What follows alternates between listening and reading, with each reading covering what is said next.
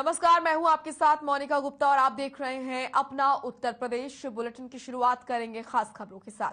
UP विधानसभा चुनाव 2022 के लिए कुल 7 चरणों में मतदान होना है। इनमें से 6 चरण के लिए वोटिंग संपन्न हो चुकी है।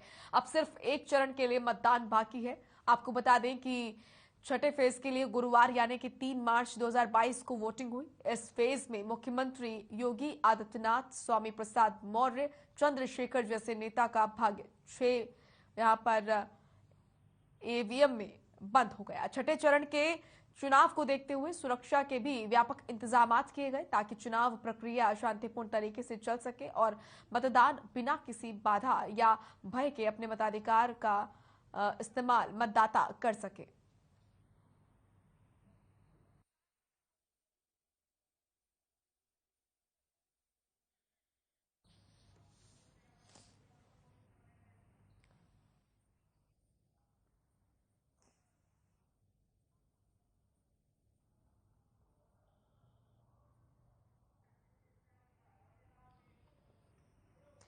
यूपी विधानसभा चुनाव 2022 के लिए कुल 7 चरणों में मतदान होना है। इनमें से 6 चरण के लिए वोटिंग संपन्न हो चुकी है।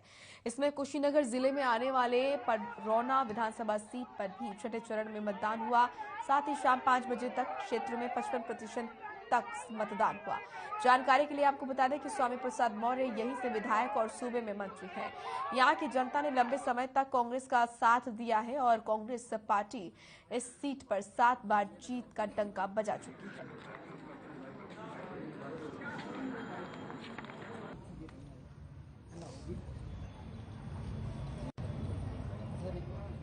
आगे बढ़ाइए। बस हम लोग बात नहीं। यूपी विधानसभा में छठे चरण में मतदान हुआ। इस बीच कुशीनगर जनपद में 8 बूथों पर व्यवस्थाओं का जायजा लेने जिलाधिकारी एस राजलिंगम और पुलिस अधीक्षक सचिंद्र पटेल पहुंचे। वोटिंग बूथ का जायजा लेने के बाद जिलाधिकारी ने बूथ अधिकारियों को सजगता बरतने के आवश्यक निर्देश दिए।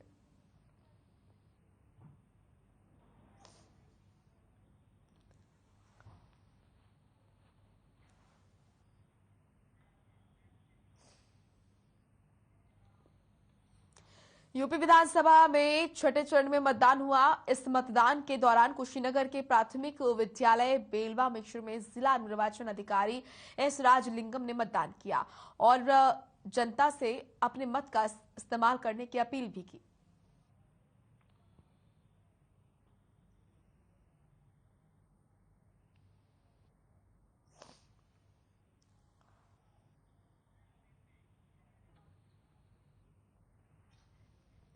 उत्तर प्रदेश में 6 चरणों का मतदान संपन्न हो चुका है। वहीं सभी पार्टियां 7वें चरण के चुनाव प्रचार की तैयारियों में जुट गई हैं। इसी कड़ी में कांग्रेस की राष्ट्रीय महासचिव प्रियंका गांधी सोनभद्र के ओबरा में पहुंची, जहां उन्होंने जनसभा को संबोधित किया। प्रियंका ने सभा को संबोधित करते हुए किसानों, नौजवानों, छोटे व्यापारियों और महिलाओं को सशक्त बनाने पर जोर दिया। वहीं प्रियंका ने इस दौरान बीजेपी सरकार पर भी जमकर निशाना साधा। प्रियंका ने बीजेपी की नीति और नियत पर भी सवाल उठाए। प्रियंका ने कहा कि हम यूपी में विकास की राजनीति करना चाहते हैं। वहीं प्रियंका ने महंगाई और बेरोजगारी के मुद्दे पर भी बीजेपी सरकार को जमकर घेरा।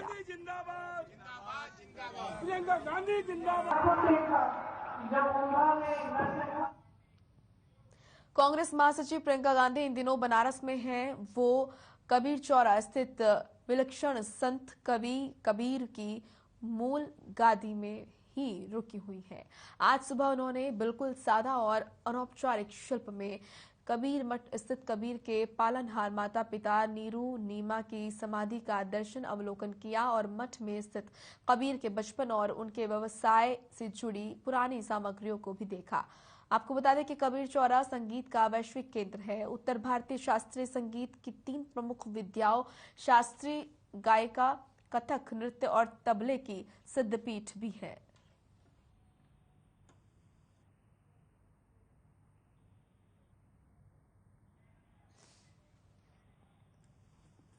कुशीनगर की फाजिल नगर विधानसभा सीट से सपा प्रत्याशी पूर्व मंत्री स्वामी प्रसाद मौर्य के बेटे अशोक मौर्य के विरुद्ध विशुनपुरा थाने में आदर्श आचार संहिता के उल्लंघन का मुकदमा दर्ज किया गया। वहीं रात में ही पुलिस ने अशोक मौर्य को धारा 41 की नोटिस देते हुए उन्हें जनपद की सीमा के बाहर भेज दिया। साथ ही अशोक को सख्त हिदायत दी गई कि चुनाव प्रक्रिया तक जनपद की सीमा में प्रवेश नहीं करें।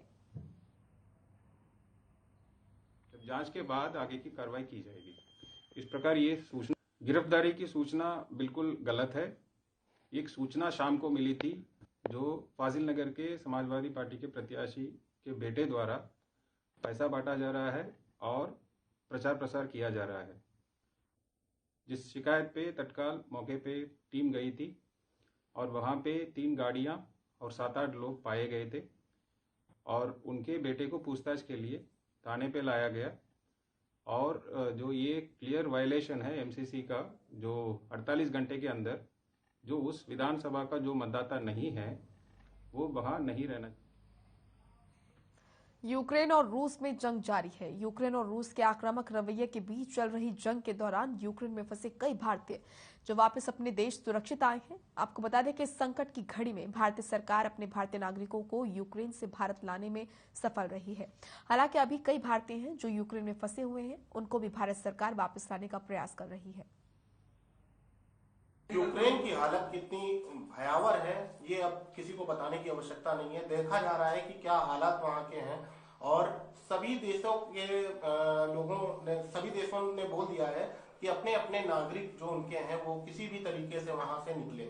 और भारत भी लगातार यूक्रेन से अपने नागरिकों को वापस लेकर आ रहा है।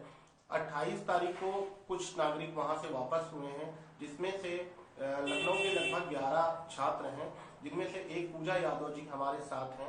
और आइए जानते हैं उनसे कि किन स्थितियों का सामना पूजा जी को करना पड़ा है। पूजा जी, पहले तो आपको बहुत बहुत बधाई कि आप इंडिया वापस अपने वतन वापस लौट आई हैं। हम आपसे ये जानना चाहेंगे पूजा जी, क्या स्थिति रही वहाँ पर, किन स्थितियों का आपको सामना करना पड़ा? कंडीशन तो वहाँ बहुत ज्यादा बुरी है। इवन जब मैं थी तो थी और अभी तो और भी ज्यादा बुरी हो रही है डे बाय डे। जैसे जैसे डे वहाँ पे गुजरते जा रहे हैं, हम सोचे कि थोड़ा कम होगा बट कुछ कम नहीं हो रहा वहाँ पे। डे बाय डे वहाँ पे क्रिटिकली कंडीशन होती जा रही है। तो पहले थोड़ा नॉर्मल सोच रही थी कि हाँ बॉर्डर साइड ही कुछ होगा, इतना इधर नहीं होगा, क्योंकि मैं वेस्टर्न पार्ट से बिलोंग करती हूँ। मैं इवानो फ्रांस के सिटी से हूँ।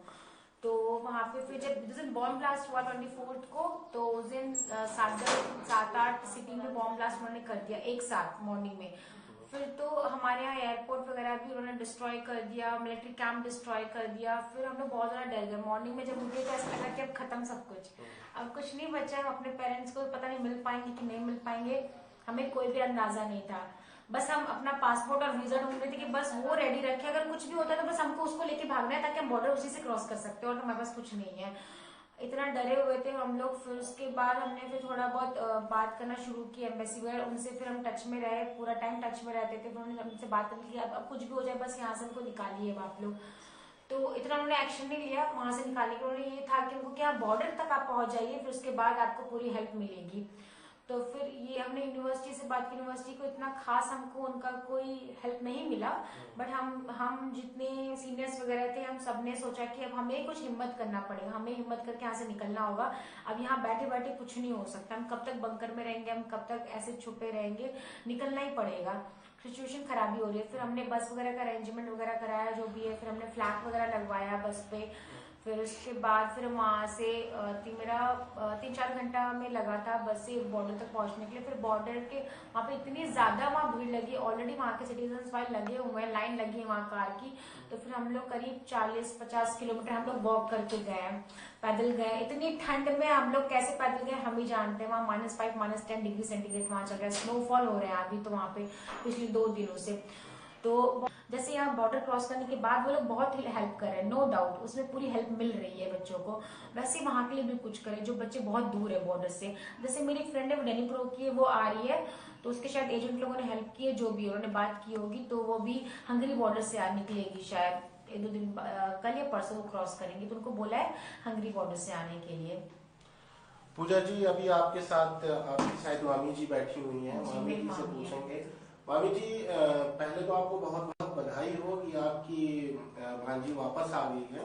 और मैं आपसे ये जानना चाहूंगा, क्या आप दोबारा इनको यूक्रेन भेजना चाहेंगी? क्यों नहीं सर, अच्छी स्थिति वहाँ की रही तो जरूर भेजेंगे। बच्चों की पढ़ाई की भाई बात है, यहाँ तो जिंदगी इनकी वहीं से बननी है। अच्छा, क्या स्थिति रही जब तक इनसे संपर्क नहीं हो पा रहा था, लौट के नहीं स्थिति तो बहुत ही खराब थी सर, लेकिन फिलहाल बच्चे सही सलामत वापस आ गए, इसलिए हम लोग बहुत खुश हैं।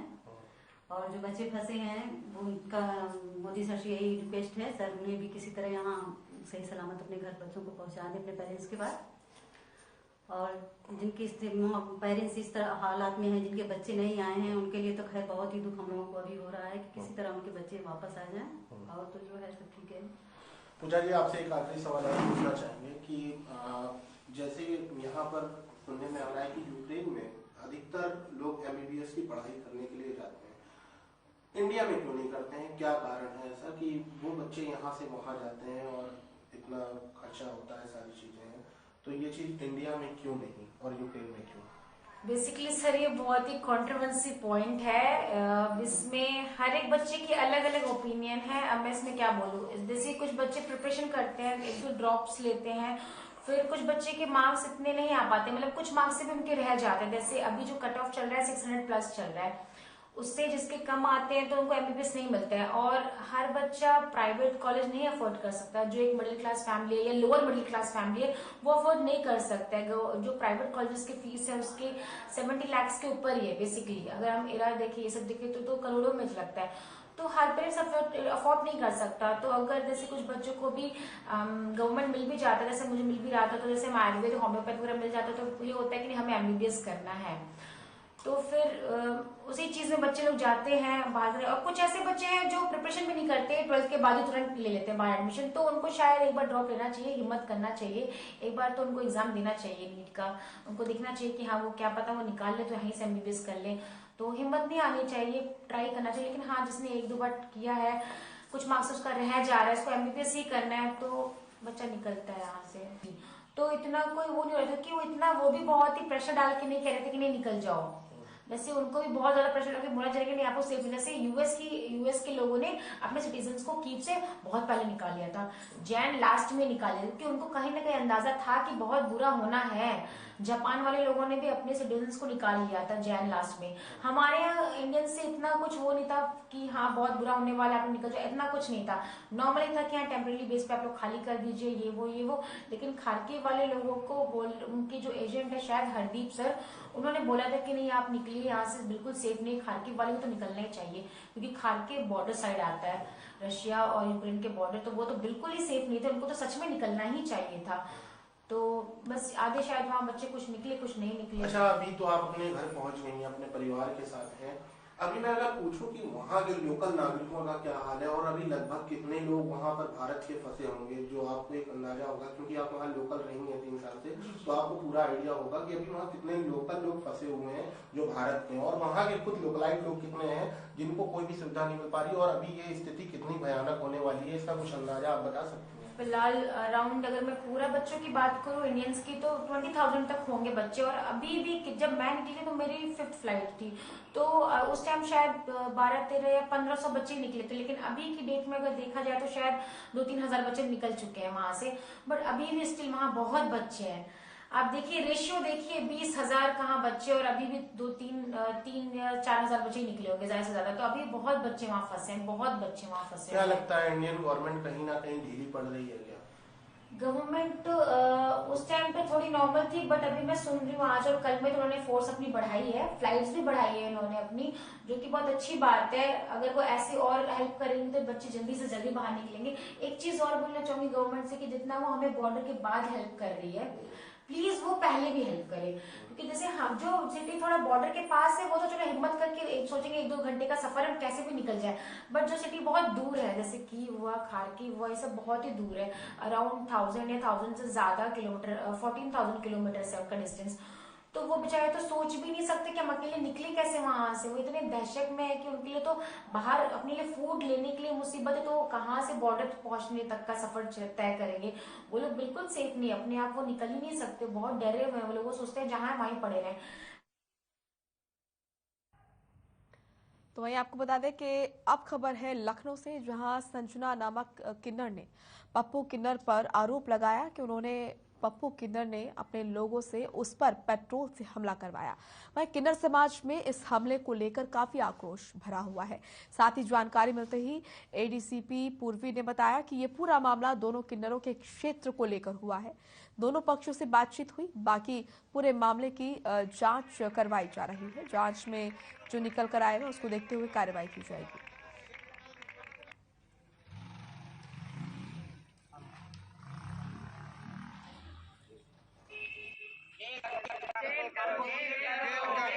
सरकार की रवैया तो बहुत अच्छी है। इसे क्या कहते हैं, जैसे मैं यहाँ पे आई हूँ तो इसे क्या कहते हैं, वो एप्लीकेशन भी लिखा, सब कुछ किया, डॉक्टरी भी करवाया, सब कुछ किया। प्रशासन भी मेरे साथ में, कुछ नेताएं ऐसे हैं जो से मिले हुए हैं, दबाव डलवाते हैं, फोन करवाते हैं, तो सुनवाई नहीं होती है। अब मेरी अच्छी तरह से सुनवाई हो रही है और प्रशासन से यही मैं चाहती हूँ कि पप्पू को गिरफ्तार करें और गिरफ्तार करके उसको जेल में डालें। कभी तेजाब डलवाता, कभी किसी का माल लेके भागता, कभी कुछ करता है। मैं यही चाहती हूँ।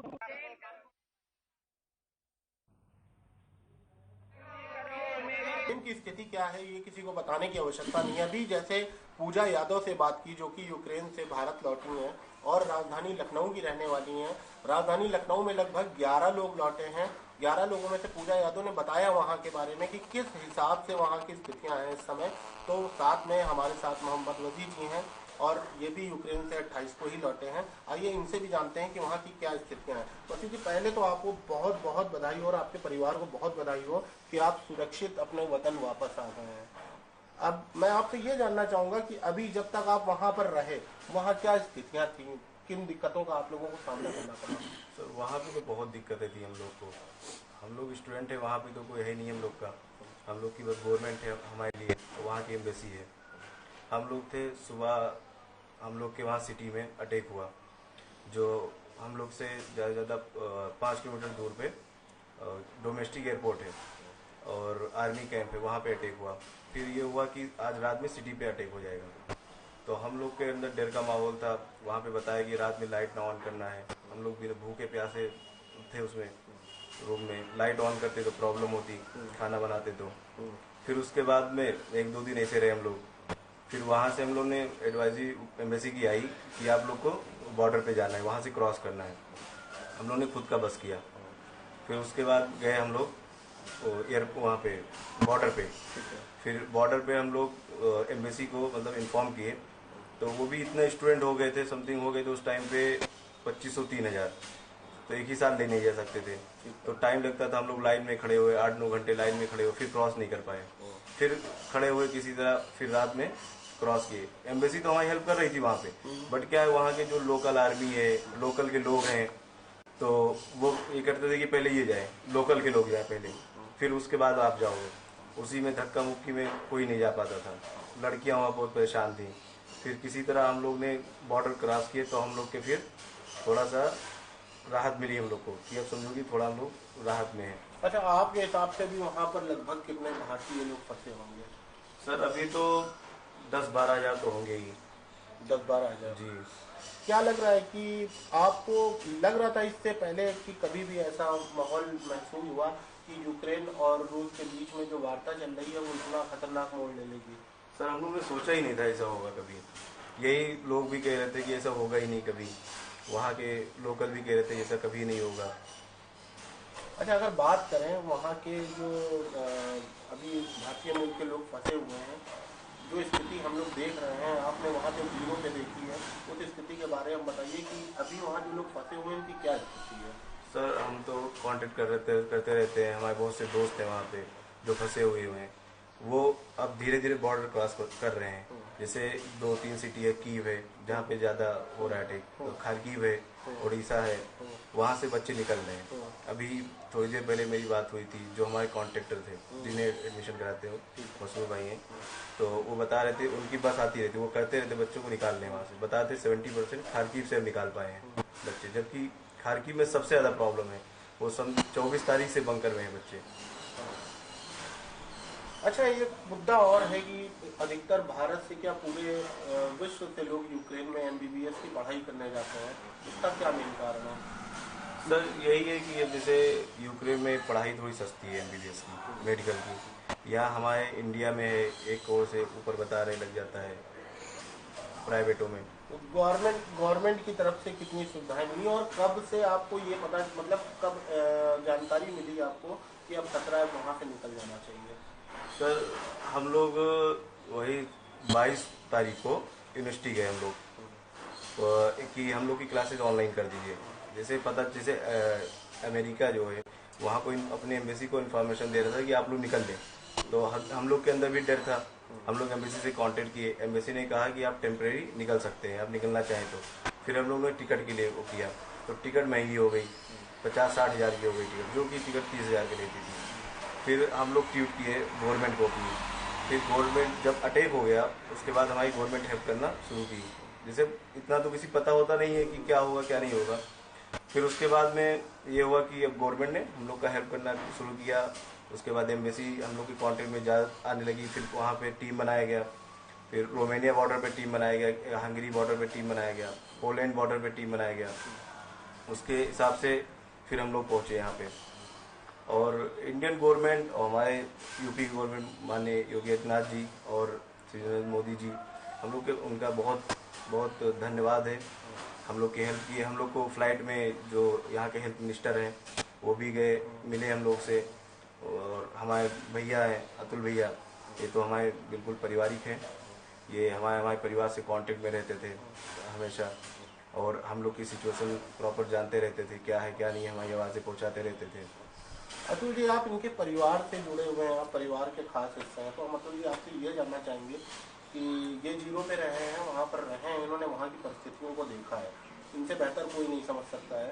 तो वहीं से कुछ वीडियो वायरल हुई जो लड़कियों द्वारा, वहाँ की छात्राओं द्वारा वायरल की गई कि यहाँ की गवर्नमेंट पूरी तरह से ध्यान नहीं दे रही है, और वो वीडियो बहुत ज़्यादा वायरल। इसके बारे में आप क्या कहना चाहेंगे?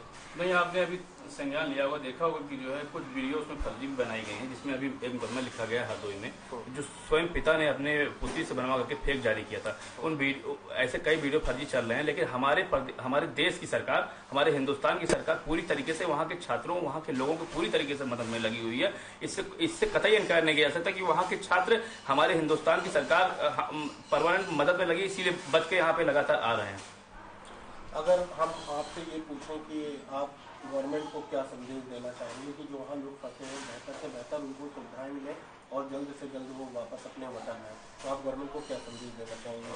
गवर्नमेंट से ये बोलेंगे कि जो प्रक्रियाएं चल रही हैं फ्लाइटों की, हर एक चीज़ की, तो वो थोड़ा 1-2 और बढ़ा सकते हैं अभी क्योंकि हमारे इंडिया में कोई फ़्लाइट की कमी नहीं है। और जो हमारे बच्चे जैसे अभी कुछ शेल्टर में हैं, रोमानिया में भी हैं, वो परेशान है 2-3 दिन से। अब चाहे जो बंदा होगा अपने घर पे रहेगा, परेशान रहेगा, जो भी लड़का है, तो थोड़ा जल्दी उसको प्रोसेस शुरू और जल्दी तेज़ किया जाए।